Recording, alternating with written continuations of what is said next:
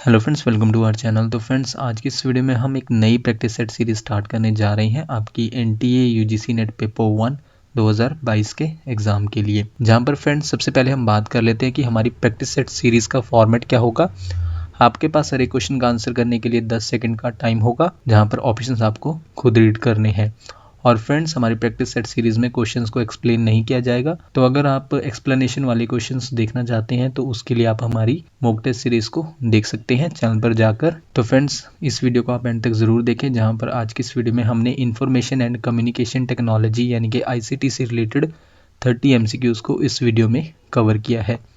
तो हम डायरेक्ट अपने फर्स्ट क्वेश्चन पर चलते हैं, जहां पर आज का हमारा पहला क्वेश्चन है, what number system do computers use to store information, यानी कि कंप्यूटर सूचनाओं को संग्रहित करने के लिए किस संख्या प्रणाली का उपयोग करते हैं। फ्रेंड्स, ऑप्शंस आप अपने स्क्रीन पर देख सकते हैं और इसी वीडियो के नीचे कमेंट करके हमें 10 सेकंड के अंदर करेक्ट आंसर बता सकते हैं।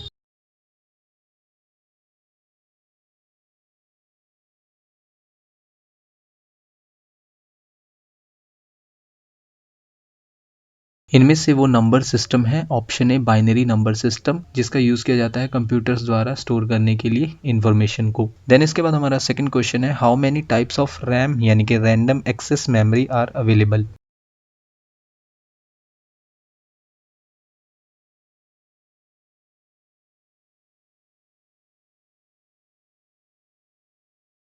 टोटल जो है ऑप्शन बी 2 टाइप्स के रैम अवेलेबल है, जिनमें से दो मेन टाइप्स कौन से हैं रैम के, dynamic RAM in short D RAM और static RAM in short S RAM. Next question है question number third, world computer literacy day is observed on dash every year all over the world, यानी कि विश्व computer साक्षरता दिवस पूरी दुनिया में हर साल डैश को मनाया जाता है।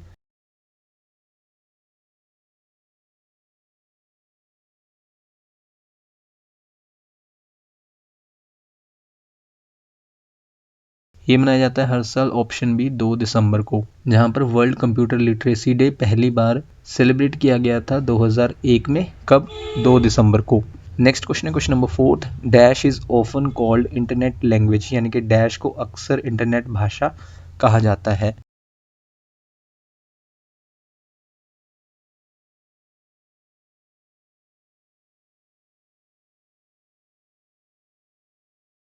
इनमें से ऑप्शन डी जावा को अक्सर इंटरनेट भाषा कहा जाता है। क्वेश्चन नंबर फिफ्थ है, a method of determining whether email recipients are capable of receiving HTML formatted messages, यानी कि यह निर्धारित करने का एक तरीका है कि ईमेल प्राप्तकर्ता एचटीएमएल स्वरूपित संदेश प्राप्त करने में सक्षम है या नहीं।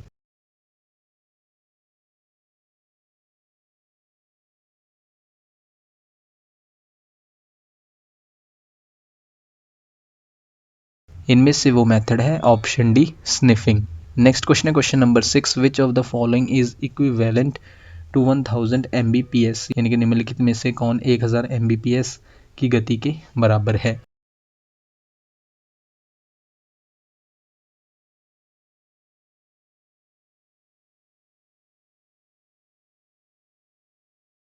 इनमें से है ऑप्शन डी 1 गीगाबाइट पर सेकेंड। क्वेश्चन नंबर सेवंथ है, H T T P normally uses port number dash, यानी कि एच टी टी पी आमतौर पर पोर्ट नंबर डैश का उपयोग करता है।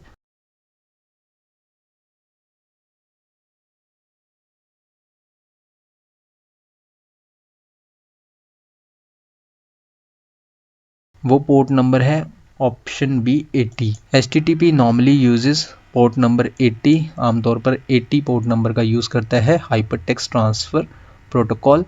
और इसके अलावा hyper text transfer protocol secure, यानी कि इन शॉर्ट आप कह सकते हैं H T T P S, normally use करता है पोर्ट नंबर 443 का। नेक्स्ट क्वेश्चन है question number eighth, what is the minimum RAM requirement for Windows 11 operating system, यानी कि विंडोज़ 11 ऑपरेटिंग सिस्टम के लिए न्यूनतम रैम आवश्यकता क्या है।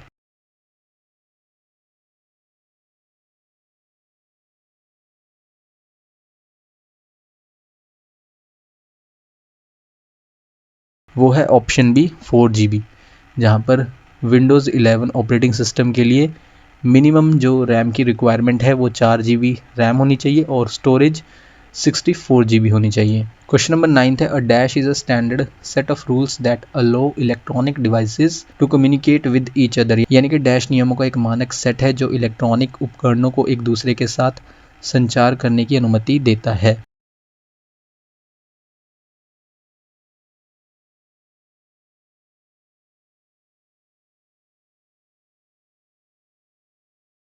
इनमें से वो है option B, protocol. Question number 10 है, which of the following is a network device that works as a bridge and as a router, यानी कि निम्नलिखित में से कौन एक नेटवर्क डिवाइस है जो ब्रिज और राउटर के रूप में काम करता है।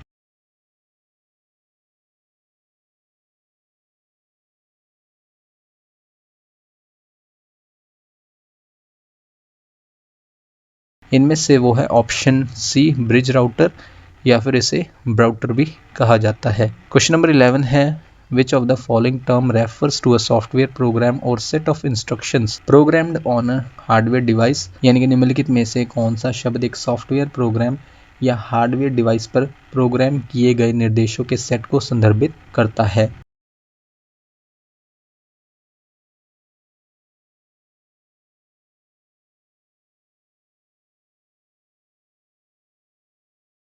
इनमें से वो है option B, firmware. Question number 12 है, dash are rules to follow while communicating over the internet, यानी कि डैश इंटरनेट पर संचार करते समय पालन करने वाले नियम हैं।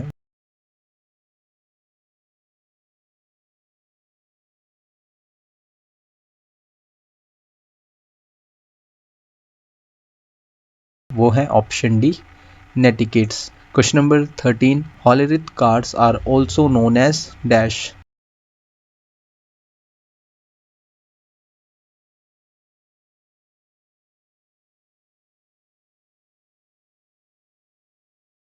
इन्हें पंच कार्ड के नाम से भी जाना जाता है, यानी कि इस क्वेश्चन का करेक्ट आंसर हुआ ऑप्शन बी।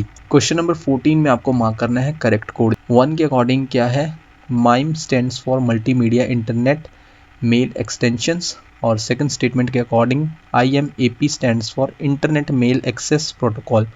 फ्रेंड्स, कोड आप अपने स्क्रीन पर देख सकते हैं और इसी वीडियो के नीचे कमेंट करके हमें 10 सेकंड के अंदर करेक्ट कोड बता सकते हैं।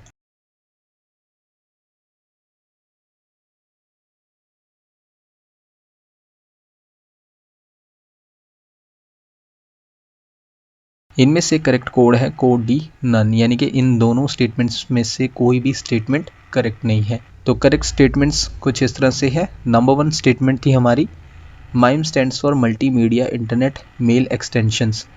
तो करेक्ट स्टेटमेंट क्या है, मल्टीमीडिया के प्लेस पर आएगा मल्टीपर्पज़, यानी कि माइम का फुल फॉर्म क्या है, मल्टीपर्पज़ इंटरनेट मेल एक्सटेंशंस। और जबकि सेकंड स्टेटमेंट के अकॉर्डिंग क्या था कि IMAP stands for internet mail access protocol, जबकि IMAP stands for internet message access protocol. तो मेल के प्लेस पर क्या आएगा, मैसेज। नेक्स्ट क्वेश्चन है क्वेश्चन नंबर 15, SRAM यानी कि static random access memory module consumes dash as compare to a DRAM module, यानी कि कोई SRAM मॉड्यूल किसी DRAM यानी कि dynamic random access memory module के मुकाबले डैश की खपत करता है।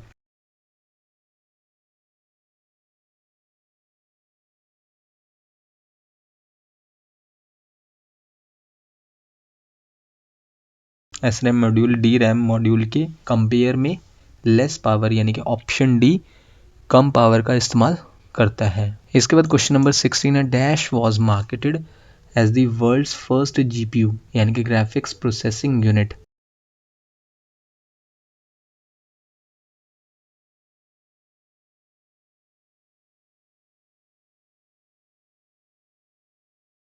तो इनमें से वर्ल्ड का फर्स्ट GPU यानी कि ग्राफिक्स प्रोसेसिंग यूनिट है option B, GeForce 256। Question number 17 में आपको बताना है, static RAM is dash and dash then dynamic RAM, यानी कि डी रैम की तुलना में स्टैटिक रैम डैश और डैश है।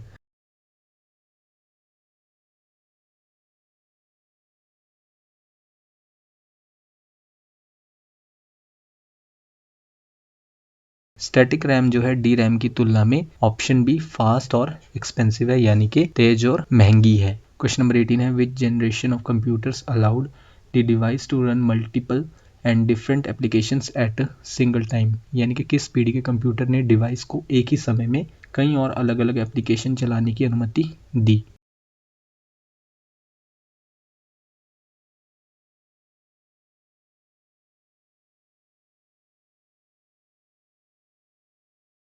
वो जनरेशन ऑफ कंप्यूटर्स हैं option D, third generation. Question number 19 में आपको बताना है which of the following generation of computers used the concept of stored program.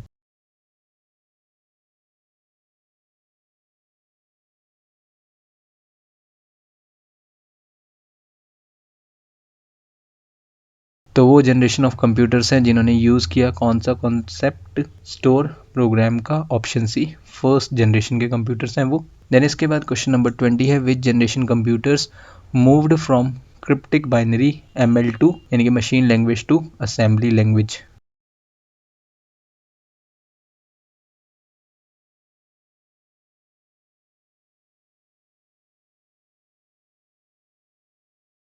वो जनरेशन कंप्यूटर्स हैं option A, second generation computer, जो मूव हो गए क्रिप्टिक बाइनरी मशीन लैंग्वेज से असेंबली लैंग्वेज में। देन फ्रेंड्स नेक्स्ट क्वेश्चन से पहले हम आपको बता दें, अगर आप इन MCQs की PDF फ्री ऑफ कॉस्ट चाहते हैं तो उसके लिए आप हमारे टेलीग्राम चैनल को ज्वाइन कर सकते हैं। तो आपको टेलीग्राम ग्रुप को ज्वाइन करने के लिए सबसे पहले आपको अपने टेलीग्राम में जाना होगा और टॉप पर सर्च करना होगा चैनल का नाम, keep learning keep growing. Then उसके बाद आपको चैनल शो हो जाएगा, उस पर आप क्लिक करके ग्रुप को ज्वाइन कर सकते हैं और आपको वही ग्रुप ज्वाइन करना है जिसमें 8 से 9 हज़ार फॉलोअर्स हैं या फिर सब्सक्राइबर्स हैं, जहां पर आपको इन MCQs की PDF free of cost provide करवा दी जाएगी। इसके बाद हमारा नेक्स्ट क्वेश्चन है question number 21, data bus is known as a set of tracks और वायर्स ऑन द डैश, यानी कि डाटा बस को डैश पर पथ मार्ग या तारों के एक सेट के रूप में जाना जाता है।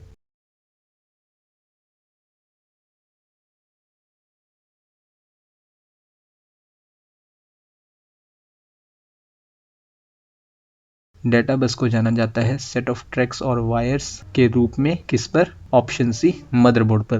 क्वेश्चन नंबर 22 है which of the following is also known as CUI, यानी कि निम्नलिखित में से किसे CUI के नाम से भी जाना जाता है।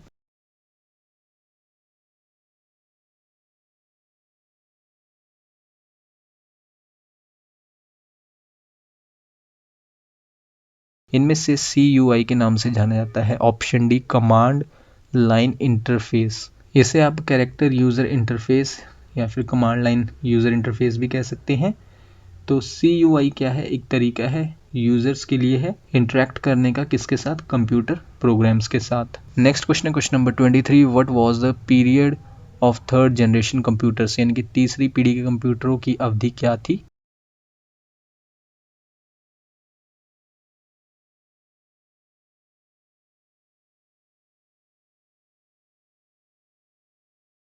वो थी option D, 1965 to 1971। Question number 24, which allows travelling of signals between components inside and outside of computer, यानी कि इनमें से कौन कंप्यूटर के अंदर और बाहर घटकों के बीच सिग्नल की यात्रा की अनुमति देता है।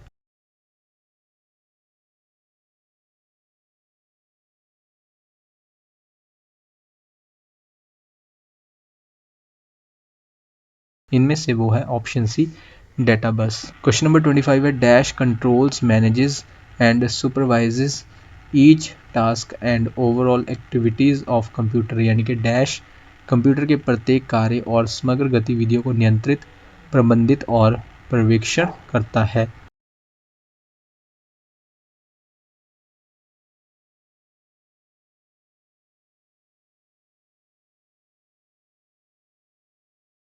वो है ऑपरेटिंग सिस्टम। तो इस क्वेश्चन का करेक्ट आंसर हुआ ऑप्शन सी। क्वेश्चन नंबर 26 है command line interpreter is also known as.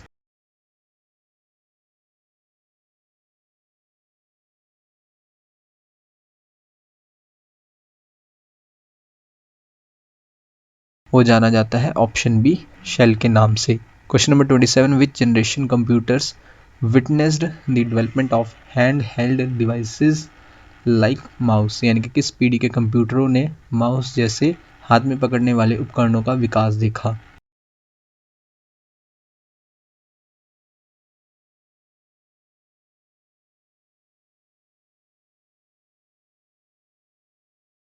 वो जनरेशन कंप्यूटर्स हैं? Option A 4th generation. Question number 28, which of the following holds the ROM यानी कि read only memory, CPU central processing unit, RAM random access memory and expansion cards.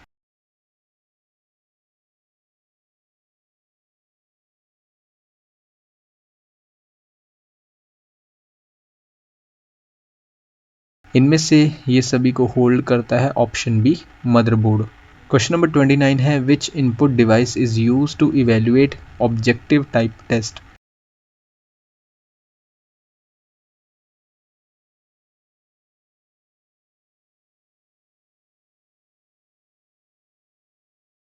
इनमें से वो input device है जिसका use किया जाता है इवेल्युएट करने के लिए, मूल्यांकन करने के लिए ऑब्जेक्टिव टाइप टेस्ट का। Option B optical mark recognition, in short OMR। और आज का हमारा लास्ट क्वेश्चन है question number 30, which of the following pair is और आर करेक्ट। नंबर 1 है यूनिक्स ऑपरेटिंग सिस्टम जिसके सामने गिवन है 4th generation computer. Number 2 world wide web, इसके सामने गिवन है 5th जनरेशन कंप्यूटर। नंबर 3 पर है C++ प्रोग्रामिंग लैंग्वेज और सामने है 4th generation computer. Friends, code आप अपनी स्क्रीन पर देख सकते हैं और इसी वीडियो के नीचे कमेंट करके हमें 10 सेकंड के अंदर करेक्ट आंसर बता सकते हैं।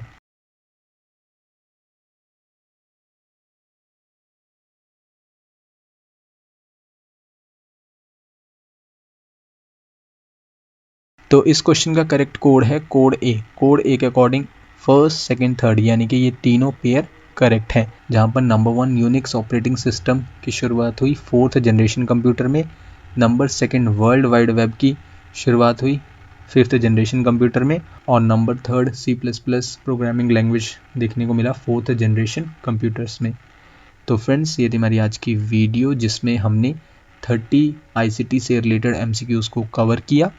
आप हमें इसी वीडियो के नीचे कमेंट करके बता सकते हैं कि आपने टोटल क्वेश्चंस यानी कि 30 क्वेश्चंस में से कितने क्वेश्चंस को करेक्ट मार्क किया। बाकी आप फ्री ऑफ कॉस्ट PDF के लिए आप हमें टेलीग्राम पर फॉलो कर सकते हैं। नेक्स्ट वीडियो आपको जल्दी चैनल पर मिल जाएगी। So thank you friends for watching this video.